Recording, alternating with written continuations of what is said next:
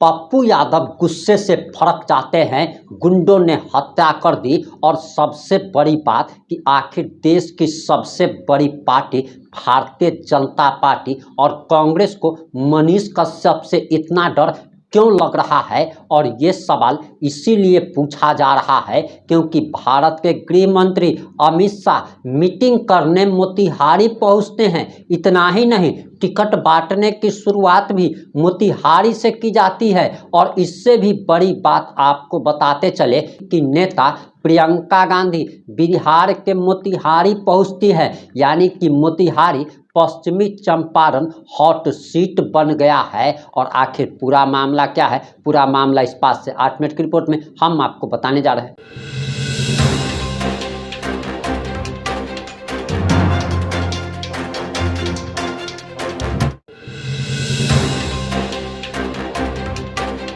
नमस्कार, मैं प्रिंस कुमार सिंह और आप देख रहे हैं पॉजिटिव इंडिया। अगर अभी तक आपने चैनल को सब्सक्राइब नहीं किया है तो खबरों से अपडेट रहने के लिए कृपया चैनल को सब्सक्राइब कर लीजिए। और जो लोग ऑलरेडी कर चुके हैं उन तमाम लोगों को हृदय धन्यवाद। अब वापस आते हैं अपनी खबर पर और आपको बताते चले कि भारत के गृह मंत्री अमित शाह मोतिहारी पहुँचते हैं। वहाँ पर मीटिंग होती है। स्थानीय सांसद संजय जायसवाल के साथ साथ बीजेपी के प्रदेश अध्यक्ष बिहार के डिप्टी सीएम सम्राट चौधरी भी मौजूद होते हैं। और उसके बाद अमित शाह एक बड़ी मीटिंग करने राजधानी पटना मोतिहारी से पहुंच जाते हैं। इतना ही नहीं बल्कि कहा जा रहा कि प्रियंका गांधी ने भी चुनावी रण की शुरुआत मोतिहारी से कर दी है। और मोतिहारी में प्रियंका गांधी के सामने पप्पू यादव मंच से चिल्लाने लगते हैं, गुंडों ने हत्या कर दी। आखिर किसकी हत्या पर पप्पू यादव भड़क जाते हैं, आप सबसे पहले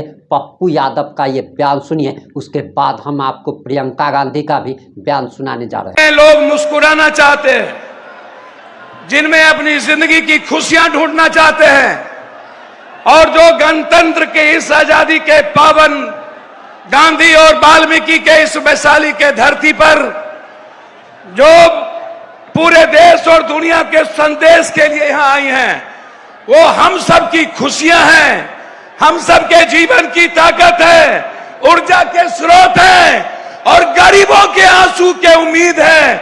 उनका नाम है प्रियंका गांधी, जो ना थकती हैं, ना डरती हैं, ना झुकती हैं और ना ही कभी अपनों से दूर रहती हैं। नफरत के खिलाफ आंधी प्रियंका गांधी, एक आवाज। मैं सिर्फ इतना ही कहूंगा, आप मेरे खून हैं। एक नई आजादी की शुरुआत हमारे नेता राहुल गांधी जी 4 यात्रा देश में दुनिया में शायद किसी ने नहीं किया। 4 यात्रा, इतनी लंबी यात्रा, और वो यात्रा सत्ता के लिए नहीं, वो यात्रा इस देश के लोकतंत्र को बचाने के लिए, संविधान की रक्षा के लिए, वो यात्रा इंसानियत और मोहब्बत के पैगाम के लिए, सत्ता के लिए नहीं। हमारे नेता कभी सत्ता और कुर्सी की परवाह नहीं किए। आज ये 2 ताकत इसी गणतंत्र के धरती से 25 से 29 जो लोग इस धरती पर आकर नफरत का पैगाम दिए, बगल में मोदी जी, दुनिया में आपसे झूठा इंसान मैंने धरती पर देखा ही नहीं। प्रधानमंत्री होकर आपने इस धरती पर 3 बार आए।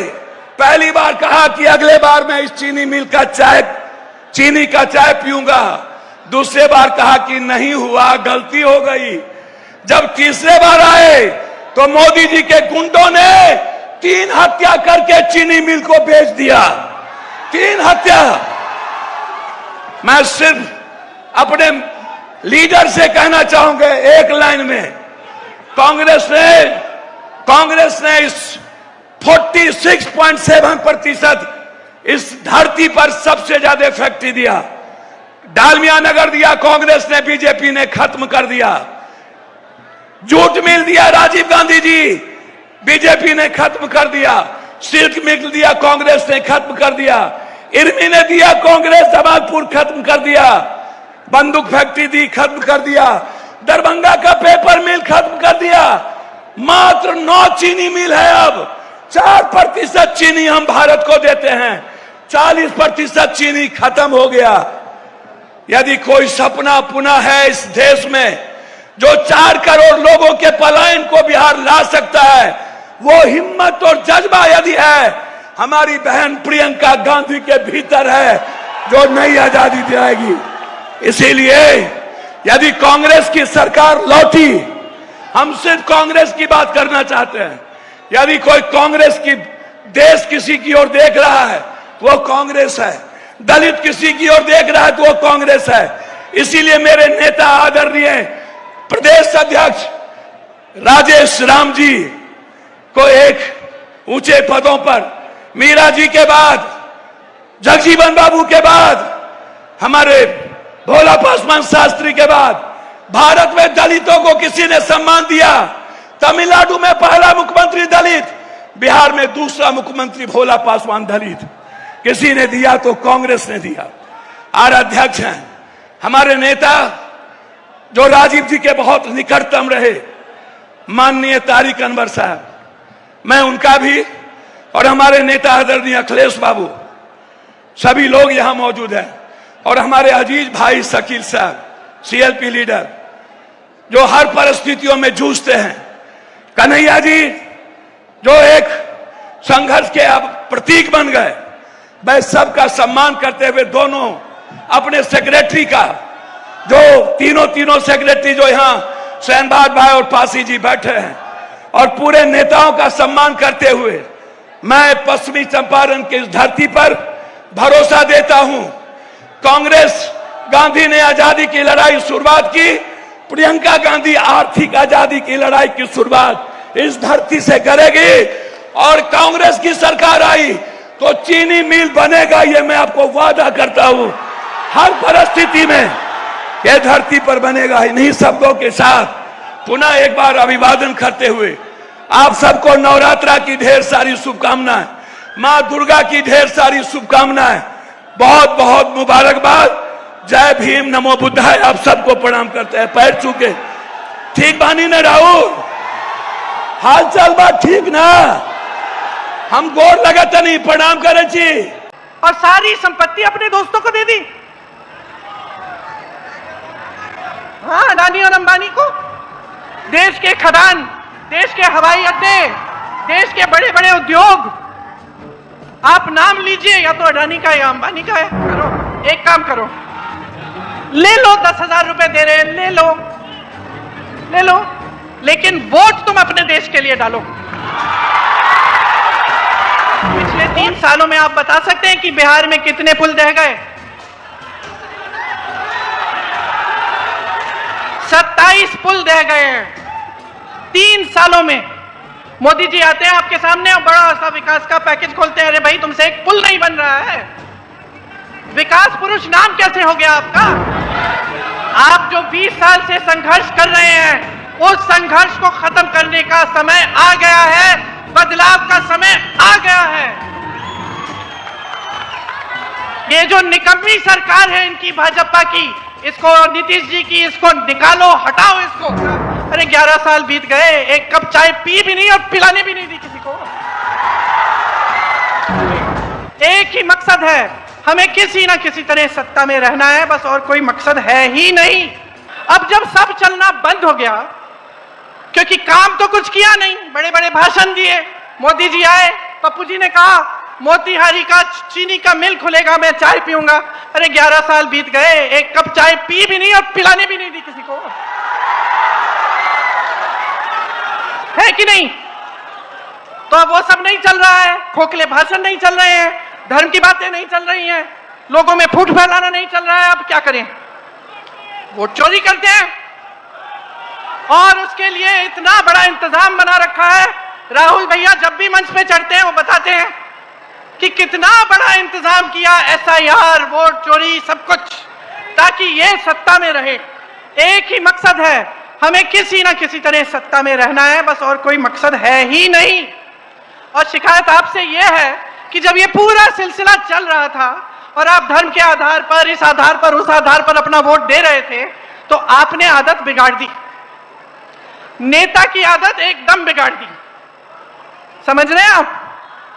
अब आज मैं नेता हूं, अगर मुझे मालूम होता कि भाई मुझे काम करने की जरूरत नहीं है, मुझे कोई उद्योग नहीं लगाना, मुझे कोई नौकरी नहीं दिलवानी, कोई रोजगार नहीं दिलवाना, कुछ करने की जरूरत नहीं है, मैं चुनाव के समय धर्म का नाम लूंगी, मुझे वोट मिल जाएंगे, तो क्या मैं काम करती? अरे बच्चा नहीं करता है, घर में बच्चा होता है, उसको कहते हो बेटा ये कर लो। अगर उसको पता चल गया कि बगैर कुछ किए कुछ इनाम मिलने वाला है तो नहीं करेगा। अगर आप अपने बच्चों को, बेटों को घर पे बिठाओगे, खाना खिलाओगे, उनकी देखभाल करोगे और उनको कभी बड़े हो गए उनको रोजगार नहीं करना, तो नहीं करेगा, बैठा रहेगा घर पे। उसके मन में ये बात थोड़ी आएगी कि मुझे भी अपने माता पिता के लिए कुछ करना है। उसकी तो ऐशो आराम। और यही आपने नेताओं के साथ कर दिया, भाजपा के नेताओं के साथ। चुनाव आया, धर्म की बात, आपने वोट डाला, चलो 5 साल आराम, हम क्या करेंगे, चलो अडानी को सारी जमीन दे देते हैं 1 रुपए के दाम पे, चलो अंबानी को सारे जितने भी वो तेल निकालने के वो जो खदान वदान होते हैं वो दे देते हैं। देखिए इस देश के आप आंखें मूंद के बैठ गए, आपने धर्म के आधार पर अपना वोट दे दिया और इन्होंने क्या किया, इस देश को बेच डाला, इस देश को अपने बड़े बड़े दोस्तों को दे दिया। वो संपत्ति आपकी थी, वो महात्मा गांधी जी की शहादत, आपकी स्वतंत्रता, आपकी संपत्ति को बनाने के लिए थी, और सारी संपत्ति अपने दोस्तों को दे दी। हाँ, अडानी और अंबानी को। देश के खदान, देश के हवाई अड्डे, देश के बड़े बड़े उद्योग, आप नाम लीजिए, या तो अडानी का या अंबानी का है। किसके दोस्त हैं? किसके दोस्त हैं? मोदी जी के दोस्त है ना? अच्छा, मोदी जी का एक और दोस्त है, कौन है? जिसने आपके मखानों पे टैक्स लगाई है, वो मोदी जी के दूसरे दोस्त ट्रंप जी हैं, अमेरिका के राष्ट्रपति। मोदी जी हाथ पकड़ के चलते हैं, उनके साथ चलते हैं ना, देखिए फोटो। आपके साथ कभी हाथ पकड़ के चले? कभी इस देश के किसान के साथ हाथ पकड़ के चले? कभी यहां आके देखा है कि किसानों की क्या हालत है? खाद नहीं मिल रही है, कोई समर्थन नहीं है, जहां देखो जीएसटी जीएसटी, हर चीज में ट्रैक्टर, पेट्रोल, ये वो। अब चुनाव आ रहा है, कम कर दिया। आज यहां का किसान, मैं कह सकती हूं, उसी परिस्थिति में है जिस परिस्थिति में महात्मा गांधी यहां पे आंदोलन करने आए थे। कोई सुनवाई नहीं है आपकी इस सरकार में।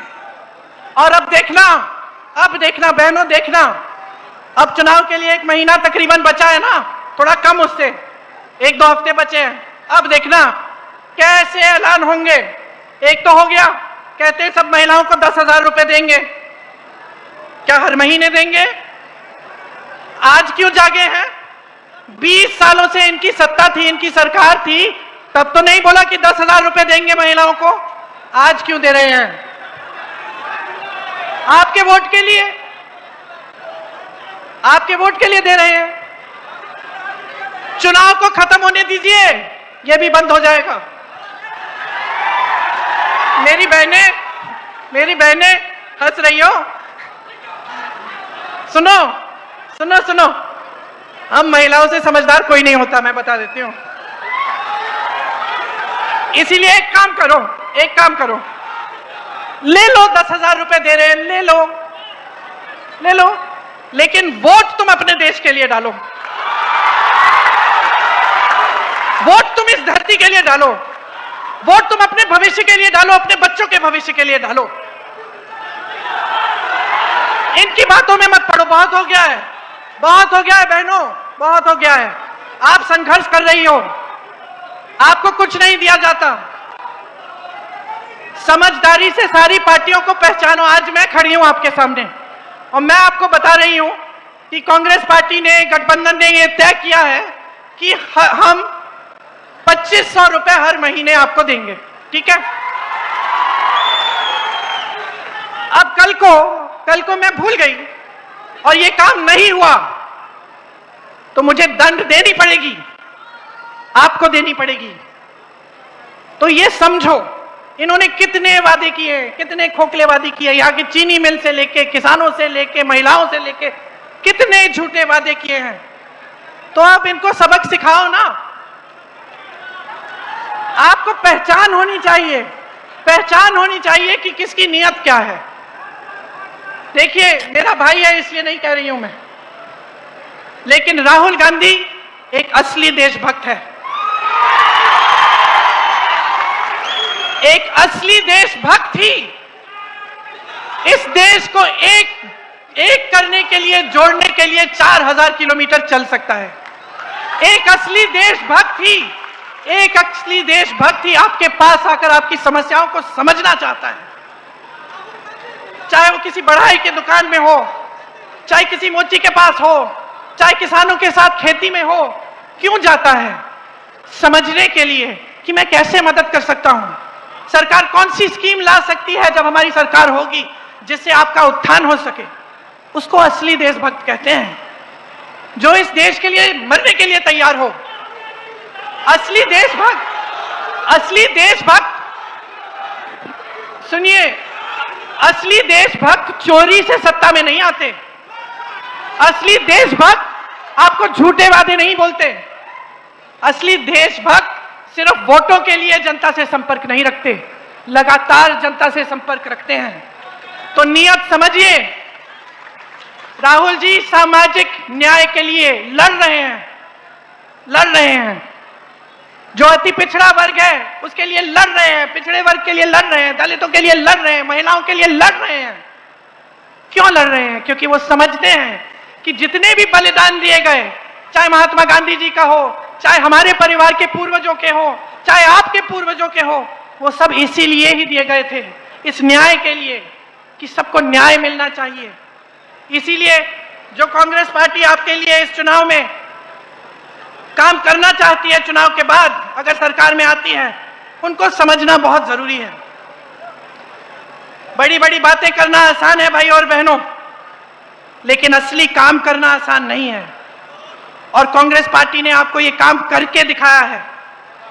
आपको मालूम है कितने बांध, कितने पुल बने थे यहां कांग्रेस के जमाने में, और पिछले 3 सालों में आप बता सकते हैं कि बिहार में कितने पुल ढह गए? 27 पुल ढह गए हैं 3 सालों में। मोदी जी आते हैं आपके सामने और बड़ा सा विकास का पैकेज खोलते हैं। अरे भाई, तुमसे एक पुल नहीं बन रहा है। विकास पुरुष नाम कैसे हो गया आपका? एक पुल नहीं बन रहा है, एक पुल खड़ा नहीं कर पा रहे हैं आप, अनावरण से पहले ही डर जाते हैं। तो समझिए, काम करने वाला, विकास करने वाला कौन है और बड़ी बड़ी बातें करने वाला कौन है। 70,000 करोड़ रुपए आपके गायब हुए बिहार में। सीएजी की रिपोर्ट आई, क्या था, कहां से आए वो पैसे, क्या थे? वो आपकी स्कीमों के पैसे थे। दलितों, पिछड़ों, अति पिछड़ों शिक्षा के लिए स्वास्थ्य, शिक्षा की स्कीमें थी जो उन 70,000 करोड़ रुपए से की जानी थी। वो पैसे आप तक पहुंचे ही नहीं। 10 सालों में इन्होंने कुछ नहीं किया है, सिर्फ खोखली बातें की हैं। और आज आप इस परिस्थिति में हैं कि आपको यहां रोजगार नहीं मिलता, आपकी शिक्षा के संस्थान नहीं है, आपके लिए मौके नहीं हैं। यहां की महिलाएं दिन रात काम कर रही हैं, लेकिन फिर भी कमा नहीं पा रही हैं। कांग्रेस ने खाद्य सुरक्षा का कानून लाए, कांग्रेस लाई, शिक्षा का अधिकार लाई, रोजगार का अधिकार लाई, जिससे आपको मनरेगा मिला। देश के कोने कोने में गरीब लोग मनरेगा से कमा सकते हैं। मनरेगा में इन्होंने कम पैसे डाले, ये सारी स्कीमें इन्होंने कम कर डाली, और फिर भी यहां आकर आपके सामने एहसान लाते हैं जैसे आपके लिए बहुत बड़े बड़े काम कर लिए इन्होंने। कुछ नहीं किया। और काम करना नेता का फर्ज होता है, नेता से काम निकालना आपका अधिकार होता है, समझे आप? मुफ्त में मत बनाओ नेता। आज जितनी बेरोजगारी बिहार में है, कभी नहीं हुई इतनी। सबसे ज्यादा बेरोजगारी यहां है। यहां से सबसे नौजवान जनता यहीं की है। जो 50 करोड़ तक जो सरकारी ठेके हैं, उनमें 50% आरक्षण अति पिछड़े वर्ग के लिए होंगे। अब देखिए, मैंने बहुत बातें कर ली, लेकिन बात की निचोड़ यह है कि आप अपनी परिस्थितियों को समझो और सोच समझ के अपना वोट डालो। आप जो 20 साल से संघर्ष कर रहे हैं, उस संघर्ष को खत्म करने का समय आ गया है, बदलाव का समय आ गया है। ये जो निकम्मी सरकार है इनकी, भाजपा की, इसको, नीतीश जी की, इसको निकालो, हटाओ इसको, और एक नई सरकार लाओ जो आपके लिए दिन रात काम करे, जो आपका भविष्य बनाए, और आप गर्व से कह पाओ कि मैं बिहारी हूं, मुझे बिहार में नौकरी मिलती है, मुझे बिहार में रोजगार मिलता है, और मेरे बच्चे बिहार में ही शिक्षित होंगे। तो अब मेरी बातें आपने सुन तो ली हैं, क्या करोगे?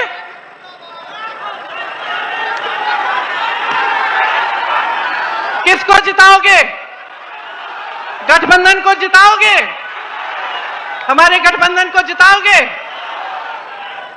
इसमें आपकी ही जीत होगी, आपका ही भविष्य बनेगा। आप सबको बहुत बहुत धन्यवाद। आपने इतनी। अब आपकी क्या प्रतिक्रिया है? अपनी प्रतिक्रिया जरूर दीजिएगा। जुड़े रहे हमारे साथ। जय हिंद, जय भारत।